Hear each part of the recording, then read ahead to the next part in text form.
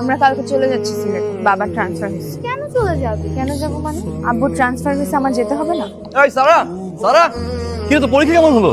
এই ভালো, তুমি কেমন আছো? হ্যাঁ জি ভাইয়া ভালো আছি। সারা শোন, আমি তাহলে যাই। হ্যাঁ, প্রবলেম কি তো? 2 মাস ধরে বাসায় আসছিস না? বাসার নিচ থেকে মাথা নিচু করে চলে যাচ্ছিস, ফেসবুকে বন্ধু ব্লক করে দিয়েছিস। প্রবলেম কি? আচ্ছা আমি কোনো অন্যায় কিছু করেছি? এখন তো আর ছোট নেই, তাই না? বড় হয়েছি তো আমি। সময়ের সাথে সাথে মানুষ চেঞ্জ হয়, আমাকেও চেঞ্জ হতে হবে। বাবারে বাবা, কি কথা শিখছিস রে? একটা থাপ্পড়। আমার তোমার সাথে কোনো কথা নেই। তুমি প্লিজ আমার পেছন পেছন আসো, আমার এসব আর ভালো লাগছে না। কি রে সারা, খুব পাল্টে গেছিস তাই না? বললাম তো পাল্টে গেছি, বললাম না ছোট নেই বড় হয়েছি। শোন না, তোর কিছু একটা হয়েছে না, বল আমাকে কি হয়েছে। আব্বুর ট্রান্সফার হচ্ছে, আমরা এখান থেকে চলে যাচ্ছি আগামীকাল। কোথায়? তোমাকে কেন বলতে হবে কোথায়? তুমি জানার কে? সব কথা আমার তোমাকে বলতে হবে? কেন বলতে হবে যে আমরা কালকে সিলেটে চলে যাচ্ছি?